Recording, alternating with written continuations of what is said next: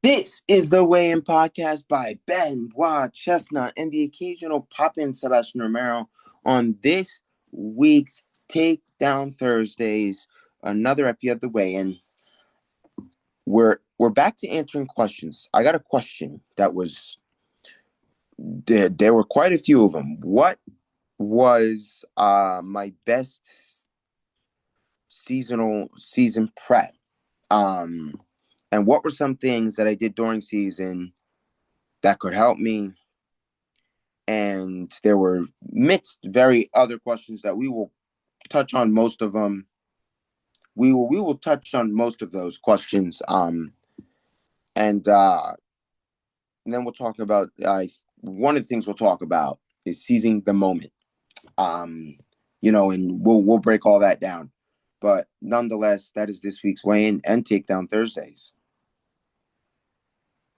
So if we jump right in to what was my best seasonal prep, well, we're going to go right ahead and say this. First off, we're not going to talk anything weight cut. That if you want weight cut, there's things out there like Cut Pro. You go Cut Pro, figure that out. Cut Pro will tell you how to weight cut. We're not going to talk weight cut because that's not, they got a whole thing and organizations out there like Cut Pro that handle that for you. So we're not going to talk weight cut. But best seasonal prep, and I will share this with everybody. My best seasonal prep is I would, including weight cut, but we're not going to talk weight cut. I bought myself a whiteboard, a little whiteboard. I took a magic marker. Why a little whiteboard is because I'll get into that, but we'll explain this for now. I put all my wrestling season goals there. So if there was a weight class I wanted to make, I put that first. When I made that weight, I checked that off. So I kind of did like bullet points and boxes. I understand people could say, why do you have to have a whiteboard? No, you could very simple as keep printing out pieces of paper, but here's why I use a whiteboard comes in. I use the whiteboard only because you can erase something. So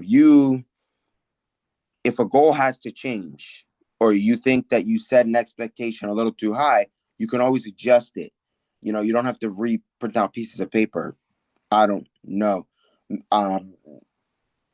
wasn't a thing where I was trying to be environmental friendly. It just was whiteboard was easy. You could write something happens, or you change your weight class instead of reprinting out a piece of paper. You change the number.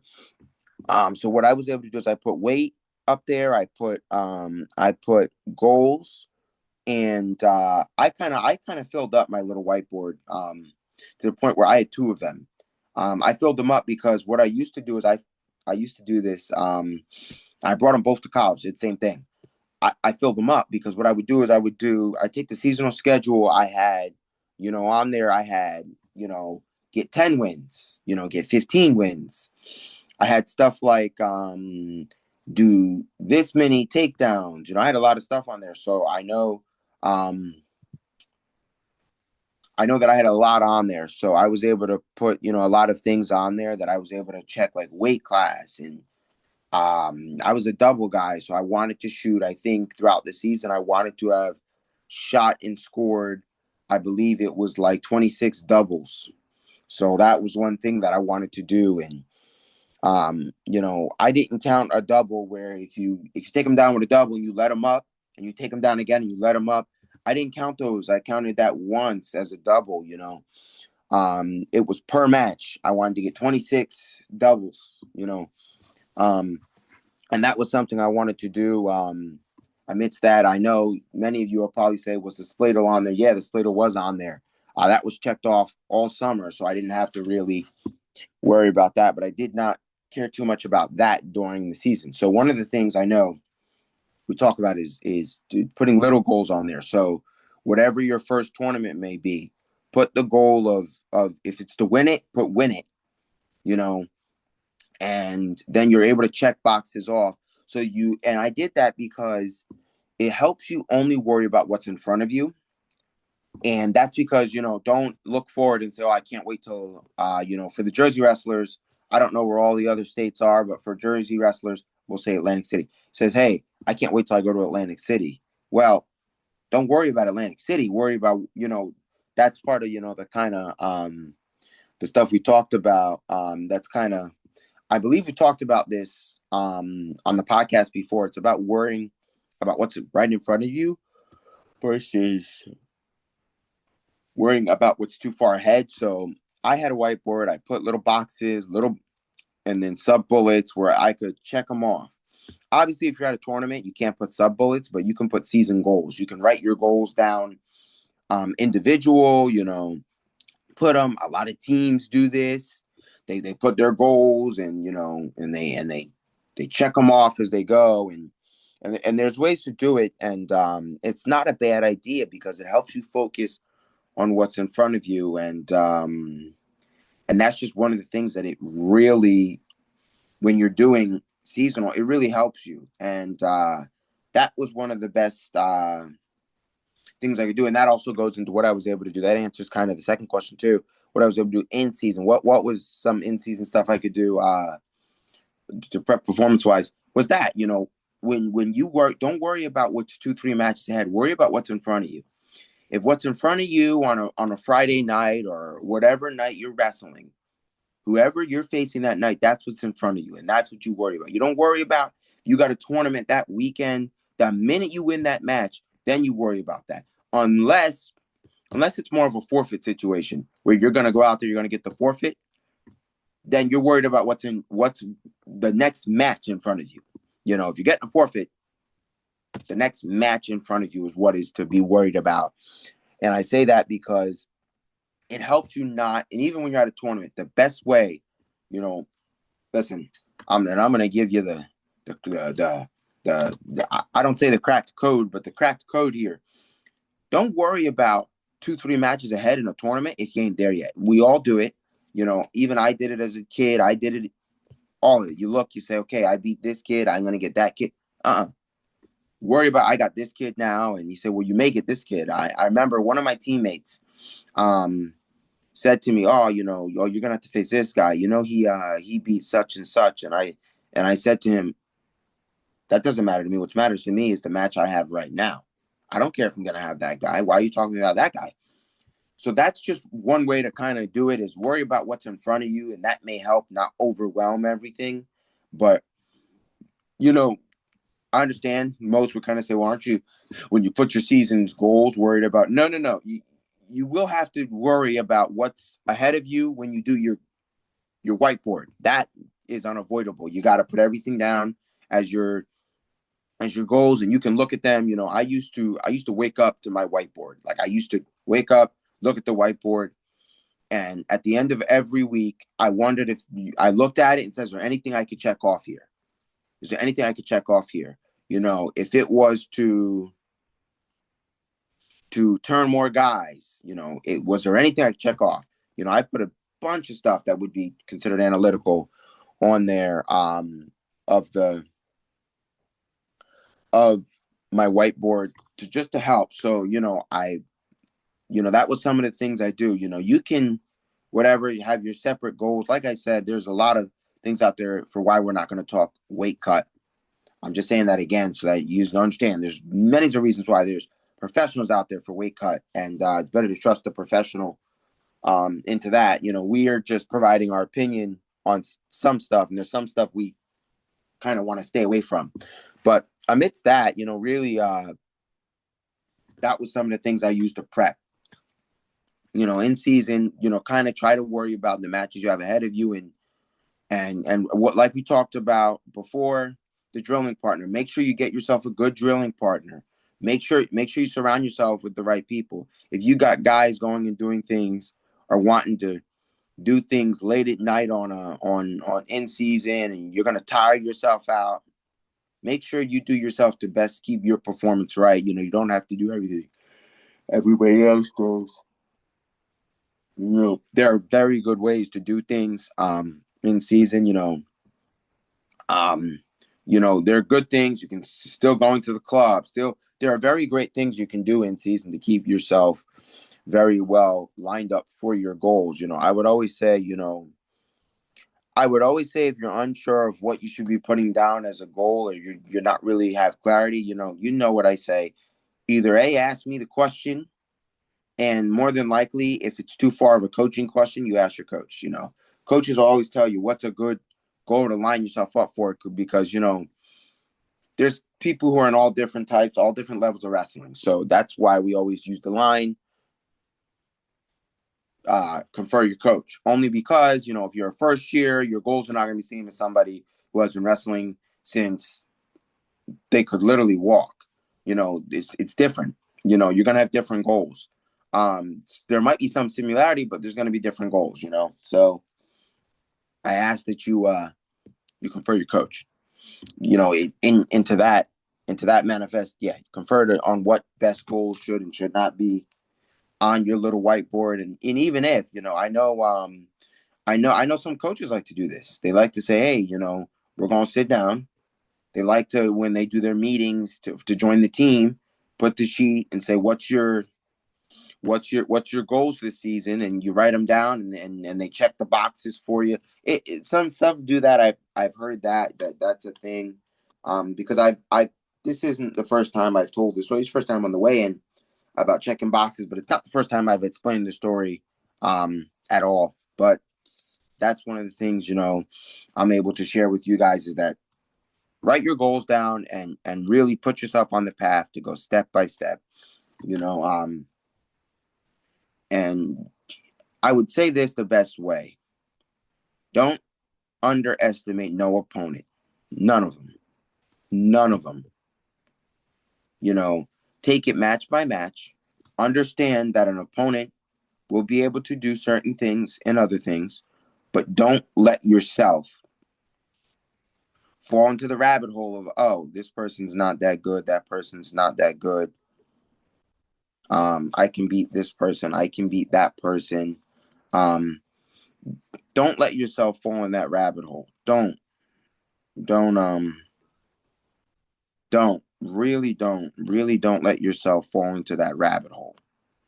And I say that because there's a lot of people where they underestimate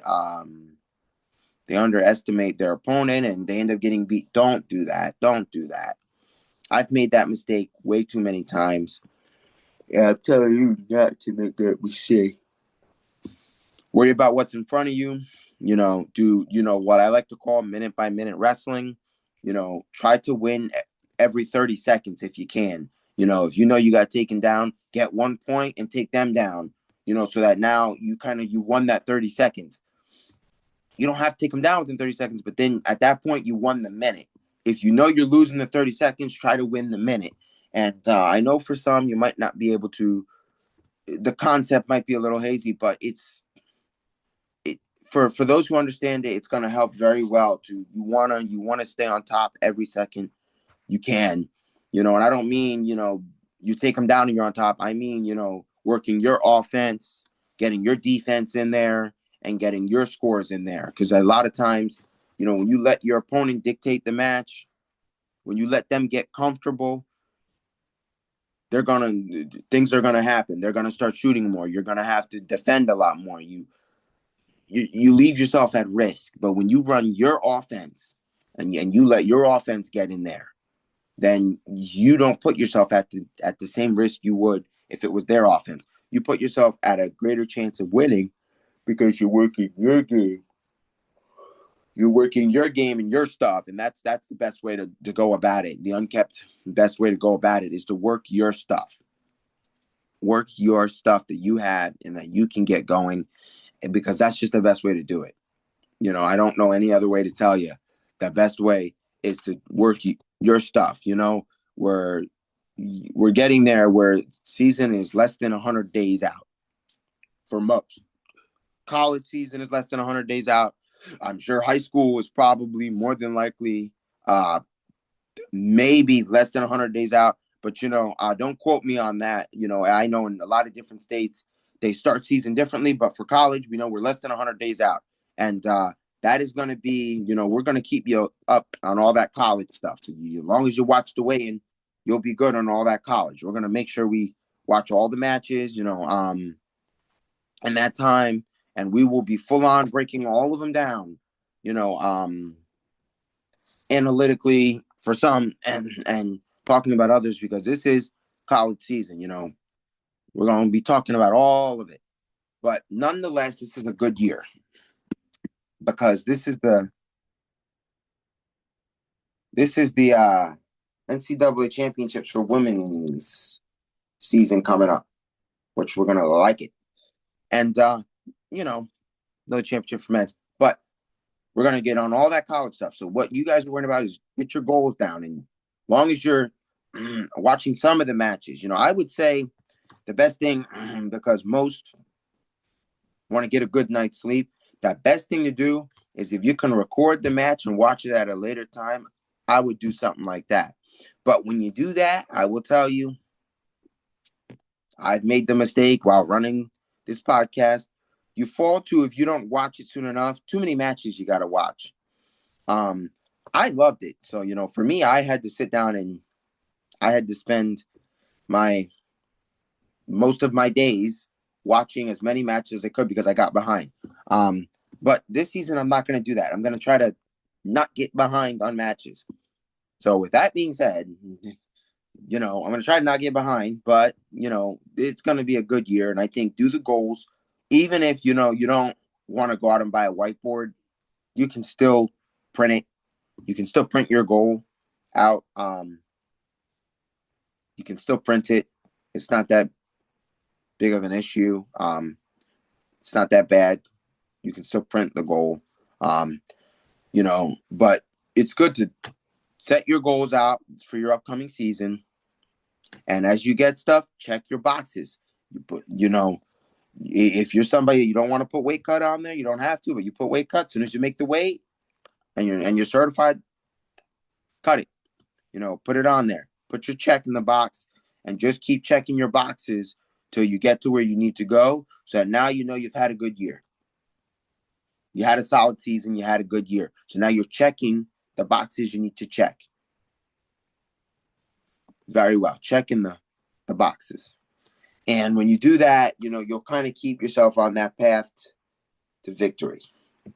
And the path to victory for pretty much all wrestlers is leading to a state title. And for some, they may have the expectations of just being a state placer. That's okay too. Whatever your end goal is, the end goal, it's path to the end goal. That's something really great to do for just some of the wrestlers. Even as teams, you could do this. Just coaches, you could do it. If you want to make this many victories collectively through individual wrestlers or as a team goal, there are ways to put your goals down and write them down and understand what they are and continue to pump them out because there are good ways to do that. Visualization helps when you can look at it. For some people, for me, it helps to look at it, know where it is. For me, I did this when I was in college too. I put where the NCAA championships was on there. And I said road to, if it was in, for instance, Cleveland, then I know while I was in college, I don't think there was a championship Cleveland, but, Cleveland, for instance, the championship is in Cleveland, I put Cleveland. So, if you're back to a Jersey wrestler, path to Atlantic City, give yourself a good title, put your goals, put your district, your regional, put your stuff, path to Atlantic City, and just keep going. Check your boxes. It's almost like when you play a sports video game and you do a career, and in a career they have boxes you can check. Check the boxes. Just check the boxes. And it may help simplify a little bit of season so that it's not like, okay, like I just got, all these matches and I got to figure out this, if you take a tournament at a time, match at a time, goals will happen and you don't look too far ahead. You don't worry about the finals if you're not there yet. If you ain't past the semis, don't be worried about the finals. If you ain't, and if you ain't got to the semis, if you ain't past the semis, don't be worried about the finals. If you ain't past the quarterfinal, don't be worried about the semi. If you're in the first round, you worry about the first round, not what you're going to get in the final, not because you don't know who's going to get upset and who gets beat. Upsets happen like crazy. You don't know nothing. Worry about who you got in front of you, and then whoever wins after that, that's who you worry about. Not well, they win, that win. We're not going to. This season, you're going to worry about getting you right. And it doesn't matter if the person you're facing in 5, 6, 7 matches placed at state 3, 4, well, I mean, 3 or 2. It doesn't matter how many times they placed at the state tournament. Doesn't matter how many times they won the county. What matters is the match you have ahead of you and working your game, because at the end of the day, anybody can be beat. Most state champions, I say most, because there are the very few. Most state champions are not undefeated. And there's reasons for that. And that's why I tell you, upsets can happen. You know, we learned from, okay, if you all didn't, we learned from Matt Ramos, upsets can happen. If you didn't see Matt Ramos, Spencer Lee, then I don't know. And for you Jersey fans that watch this, I'll break it down for you, Jersey boy. We all know Dean Peterson, Dean's Cradle. We all know that Dean Peterson will tell a different story about somebody who's sure done something, who sure was a higher placement, ran right through him. So that's what I say. You know, it doesn't matter what they did the previous year before. Only thing that matters is what's right in front of you. You know, it doesn't matter how many times they placed, how many times that doesn't matter. All that doesn't really matter. And I'm telling you that because I feel like everybody who wrestles is beatable. Everybody who wrestles is beatable. And that's the best way to tell you. But for us jerseys, Richard Figueroa, Dean Peterson. If that doesn't tell you, upset can happen at any time. I'm just telling you, it's possible. And that the best way for you to keep yourself from that happening, if you're the 1 seed, 2 seed, just worry about what's in front of you. Even if they beat you before, throw that out, the way they beat you. Well, I mean, don't throw out everything, but throw out the fact that you lost and take the good from that. You know, how did they beat you? What did you not succeed at? And use that to move forward into the next match and get the one up. You know, if they beat you once, split it up. You beat them once, they beat you once. You know, that is some ways to really get on there on some good ways to get on having yourself a good season, you know. And that's just some of the things I can recant here is don't worry about what someone did last season, because that don't mean nothing. You know, for some of them, all the medals, all the trophies in that shrine, and they still get beat. Understand that. That doesn't matter how many trophies are in that shrine, doesn't matter nothing. At the end of the day, what matters is what's right in front of you. Doesn't matter if you won Super 32, 3, 4. Anybody can get beat. And it's the ones that seize to believe they can be beat that always get beat. They say, well, you know, everybody in this tournament is easy. And then they fumble the bag on somebody. That's what I'm talking about. Just don't underestimate nobody. Nobody. You know, as the statement goes, don't play with no food.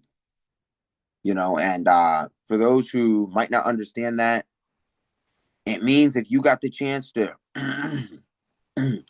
to pin somebody, or you got the chance to pin somebody or get back points, you know, turn them and get your points. Don't keep messing around. You know, set it up, turn them. You know, don't keep messing around with it. You know, it ain't practice. Practice is time to play around with the food, to say try a few things left and right. You know, in the match you should try something a couple times, but don't be playing around with it like you're practicing it. Like, get in there, try it. Don't work, move on to the next thing. That was something that was also, that's what it is. If you're shooting you know, everybody has an A and B takedown, a one, their favorite and their second. If you're shooting your one, it's not working. Hey, let's move on to B. Let's move on to two here, and let's try to keep working different takedowns in so that we're not just putting all our eggs in one basket on one takedown and they keep blocking it because they know it's coming. Work something else. Work something else. We talked about this seizing the moment. That was one thing we talked about. What is seizing the moment? So seizing the moment is going to be very well where when you have an opportunity, so you see a wide open opportunity to get maybe a takedown, maybe it's a double and you don't shoot a double. You got to seize your moment. If you see somebody goes down to their knees off their defense and they're getting up lazy, seize that moment. Go in there like Jordan Burroughs and blast the double. Blast it. If you see they're doing things where they're not being, they're being lazy. If you can read that your opponent's tired, seize the moment. Seize your moment. If you see a huge moment to turn somebody and they're doing something and you can turn them, man, and if they're reaching back, you cross face them and you turn them. You cross face them, you run your cross face cradle, you run the stuff you need to run. You seize the moment because there are so many opportunities where you can see it, where there are so many. That's the difference between high school and college. And I'm going to tell you, many will not agree with this statement and say, well, I think there's a bigger difference. We're not talking about rules. We're not, well, because in some places, you're already getting the rules lined up the same, but we're talking about seizing the moment. So we're going to talk about that Richie Figueroa and Dean Peterson. And we'll talk about that Matt Ramos Spencer, but most recently, Richie Figs and Dean Peterson happened last year, so that's more recent 4 years. Dean seized the moment. He saw a moment to lock in a cradle, and he seized it. The same thing with Matt Ramos. He saw a moment to do something, and he seized it. And for some of you that say, well, those aren't the only reasons, let's talk about, many of you remember Dylan Ness in the dual meet. He got a little pressure from his opponent and rolled them straight back. Seized the moment. He seized the moment. The moment, sometimes it's not going to come every match, but there's going to be the moment there where it happens. I would say that's like 100%, if not 99.9% of the time, how my Splatos happened. That moment was there. They left their head down. I hit a lot of defensive Splatos. I seized the moment. So that's one thing that if you don't put nothing else on your whiteboard, you don't think nothing else, seize the moment, the opportunities you get. For some of you Jerseys that just don't understand, there have been plenty of moments in New Jersey history that have been seize the moments in state. Okay, let's talk about this one. Pat Glory, Sebastian Rivera. I believe it was Sebastian Rivera, but no, it was Sebastian Rivera. Pat Glory gets pinned in the last second. Sebastian Rivera sees the moment. You talk about countless opportunities. There's just a ton of them, where you see something and you seize the moment. I mean, all of that there are plenty of times that it has happened where moments have been seized in New Jersey states where it has very well been an upset moment. Where more than likely it was upset returning state place winner, or it was, there have been a lot of moments seized, and we talk about that as I got another one for you. Nick Piccinini, Spencer Lee. Dual meet at Oki. Nick Piccinini seized the moment, locked up the cradle. It was there. I'm telling you, there will be that moment where that big move will be there. Not all the time, but it'll be there. You seize the moment. You seize it.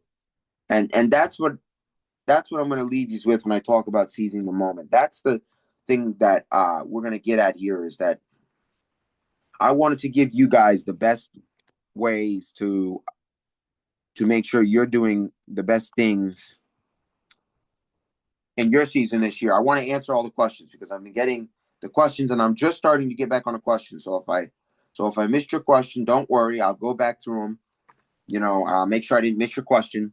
But I'm getting back on these questions as a few weeks we've had just more event tracking stuff that was more pressing. But we're gonna answer. I'm gonna keep answering questions because they're coming in like crazy.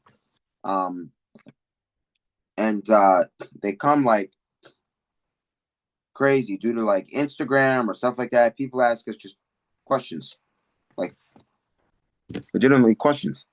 And at first they were just little short answers, but then they started becoming questions that just took over video. So that's just kind of what we're doing on these Takedown Thursdays right now, at least till season comes back. Then I'm gonna have to start limiting myself to how long I take to answer questions. But even then, we're trying to get you guys right. And I did bring up, we weren't going to talk weight cut and all of this. So if you don't know, I always say Google it. Today I will tell you, this is not a paid promotion, but there is a thing out there called Cut Pro, where they help weight cut.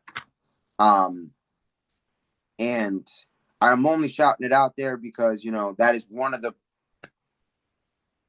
professional I know of that run something is Cut Pro, because I don't do weight cut, and I would, I always point you guys in the right direction, other than saying Google it.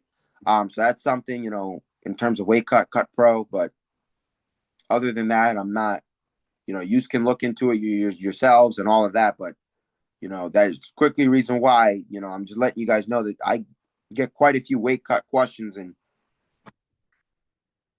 I will not answer a question that revolves around body health and that is not really mental. And that is because I don't want to provide you the wrong thing.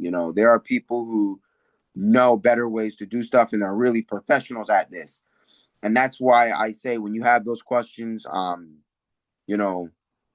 to direct them over there. But as we're getting ourselves set up to be able to get you guys answers like that, I just say to kind of ask a professional first on that, I would say a wrestling cutting weight professional like Cut Pro, because generally we're going to try to make sure if we can get you some of those answers, but we're not going to mislead you. That a lot of that's going to end in it's a suggestion and an opinion, and Google it.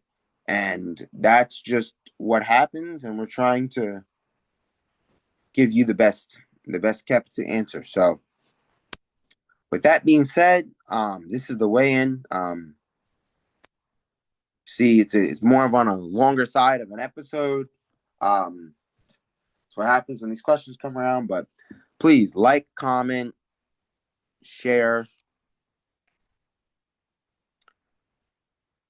and subscribe so you can be up to date, and click that notification bell. Get your notifications on, because if you missed it last Monday, we premiered an epi on Monday. So sometimes we're seeing how that goes, and for a lot of those who don't know, we had a lot of problems and we did not end up live streaming, but we are working on that with we are working on getting a good live stream platform that we want to work with, more or less than just doing Instagram. We want to do something a little different that is a little more neutral for some people, because not all our fans have Instagram, is what we're finding out.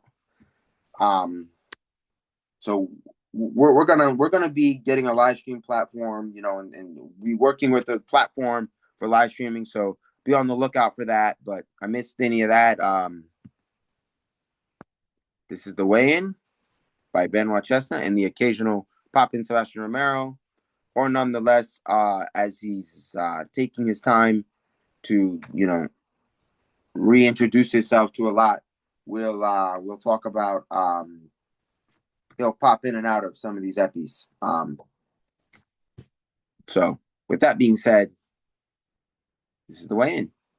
Weigh-in out. The weigh-in, where stories